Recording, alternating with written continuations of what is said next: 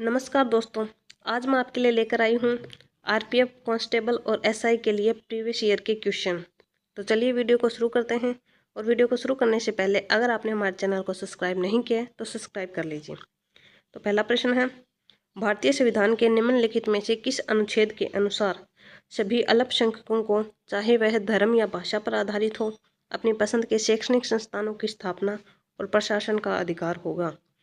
इसके ऑप्शन है अनुच्छेद 29, अनुच्छेद 28, अनुच्छेद 31, अनुच्छेद 30। तो इसका सही जवाब है ऑप्शन डी, अनुच्छेद 30। अगला प्रश्न है, स्क्रीन पर बनने वाले चित्रों की प्रकृति कैसी होती है? ऑप्शन ए काल्पनिक, बी आभासी, सी कुछ मामलों में वास्तविक, डी वास्तविक। इसका सही जवाब है ऑप्शन डी वास्तविक।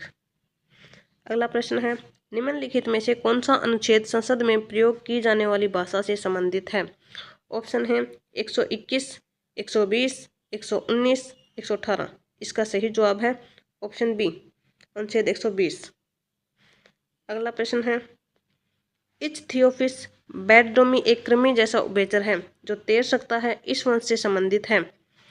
इसके ऑप्शन है ए पादहीन उभयचर, लघुपाद उभयचर, लंबे पश्चपाद उभयचर, न्यूनीकृत अग्रपाद उभयचर।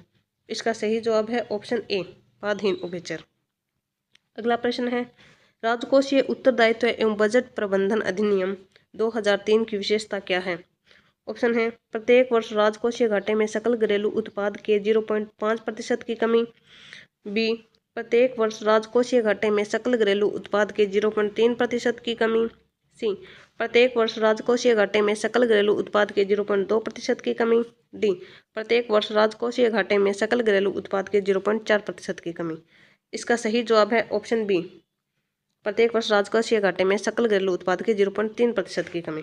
अगला प्रश्न है, निम्नलिखित में से कौन सा राज्यसभा का पदेन समाप्ति होता है?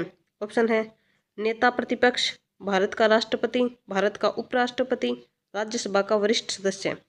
इसका सही जवाब है ऑप्शन सी, भारत का उपराष्ट्रपति। अगला प्रश्न है, इल्तुतमिश के बारे में निम्नलिखित में से कौन सा कथन सत्य है? कथन है, 1 नंबर उसका विवाह कुतुबुद्दीन ऐबक की पुत्री से हुआ था, 2 वह लाहौर का गवर्नर था, 3 उसने अपनी पुत्री को अपना उत्तराधिकारी मनोनीत किया था। ऑप्शन है ए में केवल 2 और 3, बी में केवल 1 और 2, सी सभी 1, 2 और 3, डी केवल 1 और 3। तो इसका सही जवाब है ऑप्शन डी, केवल 1 और 3 नंबर कथन सही है। अगला प्रश्न है, चींटी के डंक की प्रकृति अम्लीय होती है, चींटी के डंक में कौन सा अम्ल पाया जाता है? ऑप्शन है फॉर्मिक अम्ल, ऑक्सैलिक अम्ल, लैक्टिक अम्ल, एसिटिक अम्ल। इसका सही जवाब है ऑप्शन ए फॉर्मिक अम्ल। अगला प्रश्न है, निम्नलिखित में से किस प्रकार के वनों में चित्तीदार हिरण पाए जाते हैं? इसके ऑप्शन है ए कांटेदार वन, बी पर्वतीय वन, सी पर्णपाती वन, डी मैंग्रोव वन। इसका सही जवाब है ऑप्शन बी पर्वतीय वन।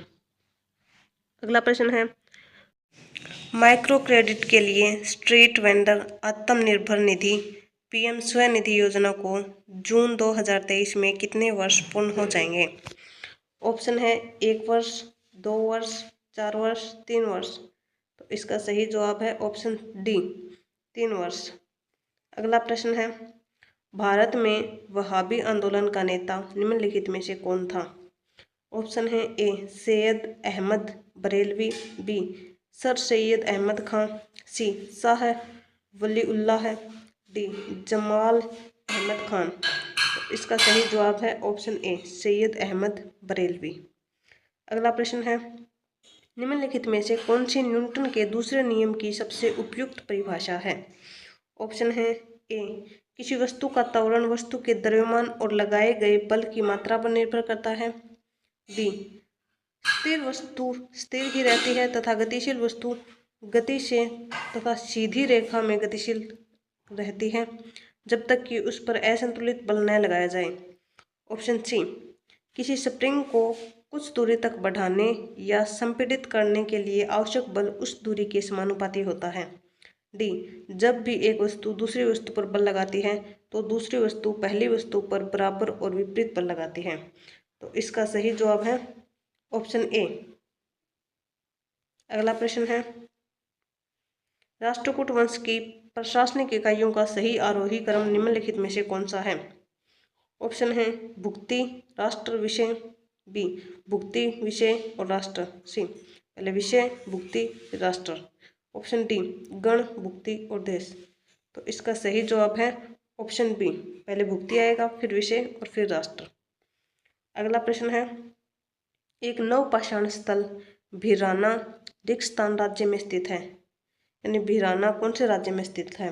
ऑप्शन है राजस्थान, गुजरात, मध्य प्रदेश, हरियाणा। तो इसका सही जवाब है ऑप्शन डी, हरियाणा।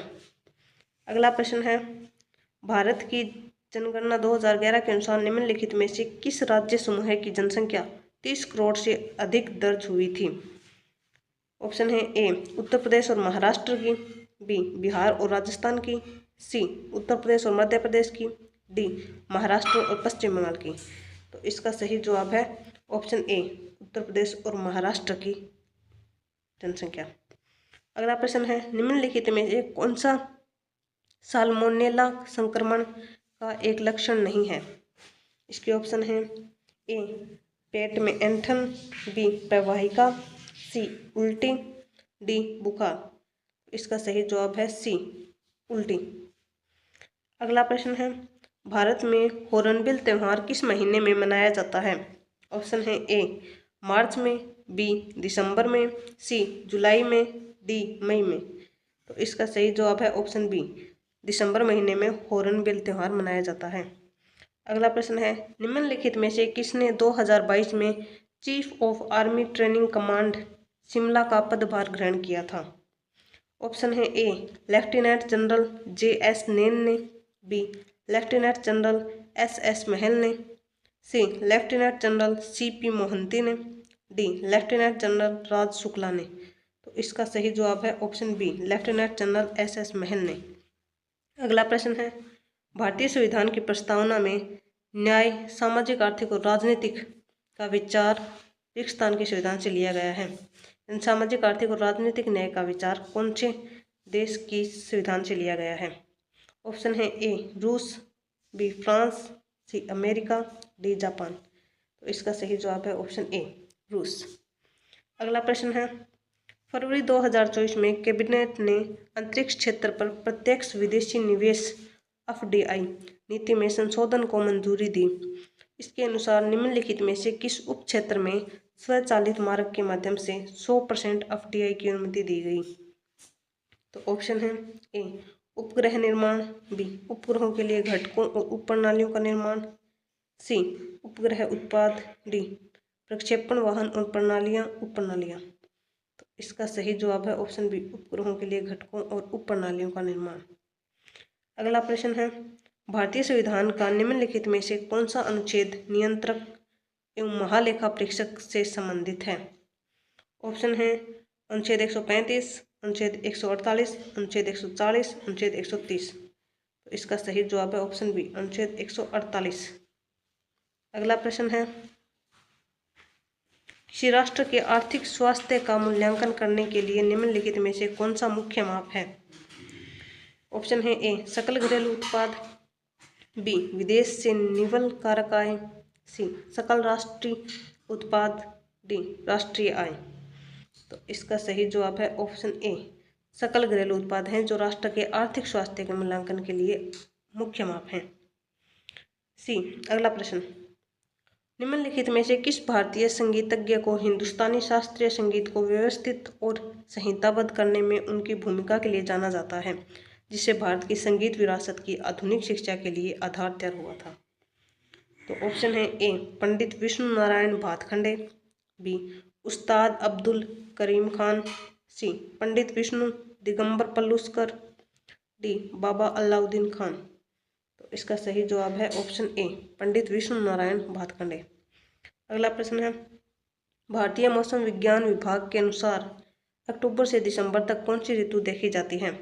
ऑप्शन है ए प्री मानसून, बी मानसून, सी पोस्ट मानसून, डी सर्दी। इसका सही जवाब है ऑप्शन सी पोस्ट मानसून। अगला प्रश्न है, पेरिस 2024, इसका सही जवाब है ऑप्शन बी विक्रम साराभाई। अगला प्रश्न है, भारतीय संविधान में राष्ट्रपति पर महाभियोग का प्रावधान रिक्त स्थान के संविधान से लिया गया है। ऑप्शन है कनाडा, संयुक्त राज्य अमेरिका, फ्रांस, ब्रिटेन। इसका सही जवाब है ऑप्शन बी, संयुक्त राज्य अमेरिका।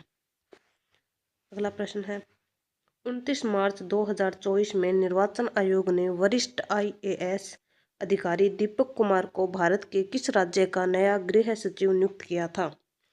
ऑप्शन है कर्नाटक, पश्चिम बंगाल, उत्तर प्रदेश, ओडिशा। इसका सही जवाब है ऑप्शन सी, उत्तर प्रदेश। अगला प्रश्न है अगस्त 2024 में संपन्न हुए 30वें अबू धाबी अंतर्राष्ट्रीय शतरंज महोत्सव के मास्टर्स ग्रुप में संयुक्त दूसरे स्थान पर रहने वाले भारतीय शतरंज खिलाड़ी रौनक साधवानी किस शहर से हैं? ऑप्शन है मुंबई, पुणे, नागपुर, नासिक। इसका सही जवाब है ऑप्शन सी, नागपुर।